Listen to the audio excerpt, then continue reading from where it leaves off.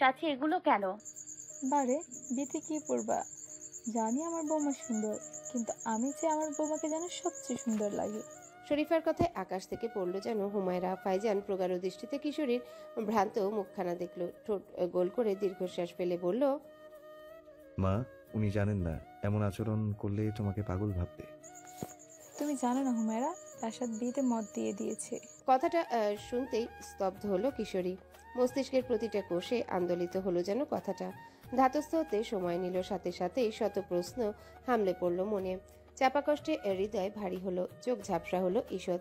ভাই যেন তার হাত ছেড়ে দিল কি? জানালার বাহিরে এক নজর দেখলো ইলহা। হুমায়রা ফেরেনি। আজ তাকে বাজারে নিয়ে যাওয়ার কথা ছিল। বাসা ছাড়ার সময় টাকা নিয়ে তো বের হয়েছিল, কিন্তু জামা কাপড় প্রয়োজনীয় জিনিস আনেনি। গন্তব্যহীন পথে পা বাড়ালে এই টুনকো জিনিসের প্রতি প্রাধান্য থাকে না, কিন্তু এখন যখন একটা ছাদের ব্যবস্থা হয়েছে, নিশ্চিন্তে নিঃসংকোচে নিঃশ্বাস ফেলতে পারছে, তখন এই নিত্য প্রয়োজন বিরাট ঝামেলা তৈরি করছে। আজ তো হুমায়রার জামা পরেই কাটিয়েছে, কিন্তু আর কতদিন? তাই ব্যাগখানা হাতে নিয়ে বেরিয়ে পড়ল সে। সন্ধ্যার কালচে আধার ধীরে ধীরে গ্রাস করছে আসমানি অম্বর। পাতার ফাঁকে উজ্জ্বল চাঁদখানা দেখা যাচ্ছে। ইলহা উঠান পার হতেই মুখোমুখি হলো রাশাদের সাথে। সকালের ঘটনাটা স্মৃতিতে এখনো স্পষ্ট ইলহার। শুভ্র ও গালজোড়া লাল হয়ে গেল, লজ্জিত দৃষ্টি নত হলো। রাশাদ সন্দিহান কিন্তু নম্র স্বরে শুধালো, কোথায় যাচ্ছেন আপনি? একটু বাজারে কিছু কেনার ছিল। একা যাবেন না, হুমায়রাকে নিয়ে যান। প্রগাঢ় স্বরে কথা বলল রাশাদ। কথাটাই কিছু একটা ছিল যেন, আদেশ, খবরদারি নাকি পরোয়ার রেশ। কিন্তু রাশাদের নিপুণ সতর্কতার কারণে আজ করতে পারল না ইলহা। নিচু গলায় উত্তর দিল, হুমায়রা তো বাসায় ফেরেনি। এখনো ফেরেনি?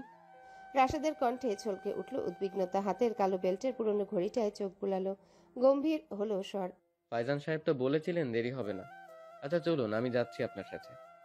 আপনি যাবেন? ইলহা বিস্মিত হলো। রাশাদ খুব স্বাভাবিক স্বরে বলল, এই সন্ধ্যার সময় নিশ্চয়ই আমি আপনাকে একা ছাড়বো না। ইলহা হাসলো, তাচ্ছিল্য ভরে বলল, আমার জন্য আপনি চিন্তিত বুঝি? যতদিন আমার বাড়ি আছেন আপনি আমার দায়িত্ব, তাই চিন্তিত হব, এটাই স্বাভাবিক। চলুন। ইলহা কিছুক্ষণ চুপ করে রইল, গভীর মনোযোগে সামনের মানুষটিকে দেখল। অন্ধকারে তার মুখখানা দেখা যাচ্ছে না, তবে তার গাঢ় নয়নের আজ ঠিক পাচ্ছে। মানুষটাকে খুব অদ্ভুত লাগে, একই সময় কতটা নরম, আবার একই সময় খুব কঠিন। চেয়ারম্যান বাড়িতে পুতুলের মতো বসেছিল হুমায়রা। কথা নেই, হাসি নেই, যেন কাঠের পুতুল। জানতো আছে, শুধু অনুভূতি নেই। ব্যাপারটা দৃষ্টিগোচর হলো না ফাইজানের। মায়ের উন্মাদনায় কিছুই বলার সাহস করে পায়নি, কিন্তু সন্ধ্যা হতেই বলল, ওকে বাড়ি নিয়ে যাব। রাশাদ সাহেবের সাথে সন্ধ্যা পর্যন্তই কথা হয়েছে। চারিদিকে নিগুড়ো কালচে নীরবতা, আলো নেই পথে। ফাইজানের হাতে একটা কম ব্যাটারির টর্চ। সেই ক্ষীণ আলোতেই পথখানা স্পষ্ট হচ্ছে। চারিদিকে অলিক স্তব্ধতা। ঝিঝি পোকার ডাকটা কানে রিদম তৈরি করেছে। দুটো মানুষ চলছে, অথচ কোনো কথা নেই। আমানের সাথে বের হবার সময় হুমায়রার দেখা হয়েছিল। সে কিছু বলতে চাইল, কিন্তু ততক্ষণে ফাইজান এসে দাঁড়িয়েছিল তার পাশে।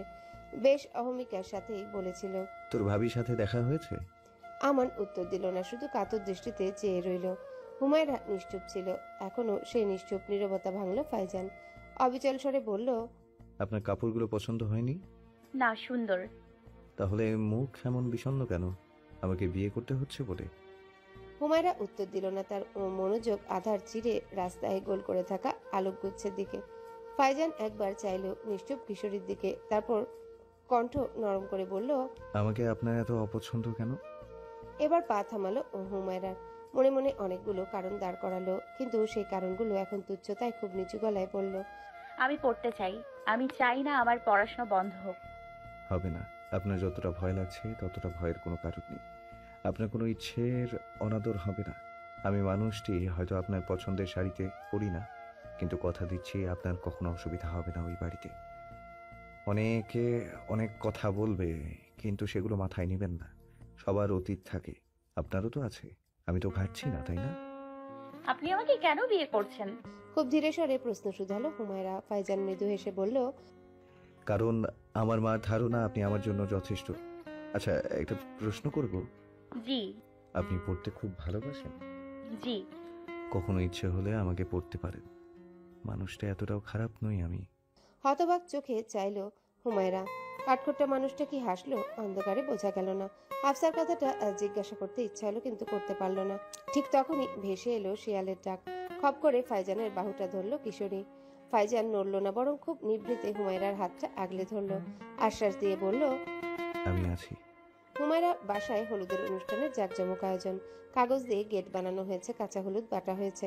বরের বাড়ি থেকে তত্ত্ব এসেছে, সকলের চোখ যেন ছানা বড়া হয়ে আছে। এত গহনা, এত শাড়ি, এত আড়ম্বরতা। আনন্দের সন্ধ্যাটায় পাটল ধরল এক অদ্ভুত খবর। বড় মাঠের শেষ প্রান্তে অশোক গাছে ঝুলন্ত অবস্থায় পাওয়া গেছে শফির লাশ। পুলিশ আসার খবর কানে আসতেই রাশাদের কপালে প্রগাঢ় ভাঁজ পড়ল, দৃষ্টি সরু হলো। গুজব নয়, আসলেই ফরমাল পোশাকে পুলিশ এসেছে। কোলাপুর থানার বড় সাহেব শামসুমিয়া বাড়ির প্রবীণ হিসেবে এগিয়ে গেলেন, বিনয়ী কণ্ঠে শুধালেন, স্যার আপনারা মোর বাড়িতে? এখানে কি অনুষ্ঠান হচ্ছে? যে আমার নাতনির বিয়ে আজকে। ও, কিছুক্ষণ চুপ রইলেন কোলাপুর থানার ওসি সাহেব। কনস্টেবল তার কানে কানে কিছু বলল। সে চিন্তিত স্বরে বলল, বাট ডিউটি ইজ ডিউটি। এদিকে পুলিশের নাম শুনতেই কাউসারের হাঁটু কাঁপা শুরু করেছিল। এক মুহূর্ত নষ্ট না করে সে ছুটে গেল নিজ ঘরে। কাঠের জানালার ফাঁক দিয়ে দেখতে লাগলো পুলিশের মতিগতি। যে অনুমান করছে সে যদি সত্যি হয় তবে তাকে জেলে নিতেই এসেছে পুলিশ। ওসি সাহেব কণ্ঠে কাঠিন্য আনলেন, কাটকাট স্বরে বললেন, আব্দুল রহমান ওরফে শফি, চিনতেন তাকে? শামসুমিয়ার মুখ পাংশুটে বর্ণ ধারণ করলো। আমতা আমতা করতে করতে উত্তর দিলেন, যে চিনতাম। ওনার গতকাল মৃত্যু হয়েছে, জানেন? যে জানি, সেই বিষয়ে কথা বলতে এসেছি। কিন্তু কেনে? ময়নাতদন্তের রিপোর্ট অনুযায়ী গলায় ফাঁস দেবার জন্য মৃত্যু হয়েছে, কিন্তু ওনার স্ত্রীর মতামত এটা খুন। ওনার মৃত্যুর কিছুদিন আগেই কাউসার সাহেবের সাথে ওনার ঝগড়া হয়েছে, সেই বিষয়ে কিছু জিজ্ঞাসাবাদ ছিল। ওসি সাহেবের কথা শেষ হবার পূর্বেই রাশাদ বাদ সাধলো। দাদার পাশে দাঁড়ালো সে। খুব স্বাভাবিক স্বরে বলল, দেখুন সাহেব, আজ আমার বোনের বিয়ে। বিয়ের অনুষ্ঠানটা শেষ হলে না হয় জিজ্ঞাসাবাদটা করবেন। রাশাদের কথা হয়তো পছন্দ হলো না কনস্টেবলের, রীতিমতো খেকিয়ে উঠল। এই আমরা তোর বাপের চাকর, তোর কথা মতো আমাদের সময় চলেনি। স্যার পালঙ্কের তলায় লুকায় আসিল। রাশাদ তবুও বেশ শান্ত গলায় অনুরোধ করে বলল, জানি অন্যায় আবদার করছি, কিন্তু আজ আমার বোনের বিয়ে। এই সময় এখানে জিজ্ঞাসাবাদ করলে অনুষ্ঠানের পরিবেশ নষ্ট হবে। আমি আব্বাকে পরে সময় করে থানায় নিয়ে আসবো। এখানে একজনের। কিন্তু তার সাথে আমাদের তো কোনো সম্পর্ক নেই। রাত 3টের সময় আমার বোনের ঘরে ঢোকার সাহস দেখালে তো মার খেতেই হবে। সে আমার বোনের ইজ্জতে হাত দিতে গিয়েছিল। বাজারে আব্বা তাকে মেরেছিল, এই কারণেই সে আমার বোনের নামে অকথ্য রটনা রটাচ্ছিল। কিন্তু মারা আর একেবারে মেরে ফেলা দুটোই আলাদা, তাই না? রাশাদের কাটকাট উত্তরে বড় সাহেবের দাম্ভিকতায় আঁচ লাগলো ভীষণভাবে। সে ক্ষিপ্রস্বরে বলল, পুলিশের কাজে আপনি কিন্তু বাধা দিচ্ছেন। আমি চাইলে আপনাকে অ্যারেস্ট করতে পারি। আমি তো অনুরোধ করছি।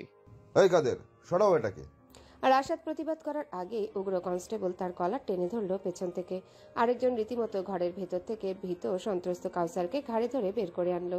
উঠানে টেনে আনতে আনতে বলল, স্যার পালঙ্কের তলায় লুকায় আসিল। কাউসার রীতিমতো কান্নাকাটি শুরু করে দিল। আকুতিময় কণ্ঠে বলল, স্যার আমি কিছু করি নাই, আমি ওরে মারি নাই।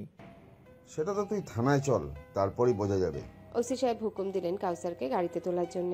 তার কথা অক্ষরে অক্ষরে পালন করতেই উঠে পড়ে লাগলো কনস্টেবল।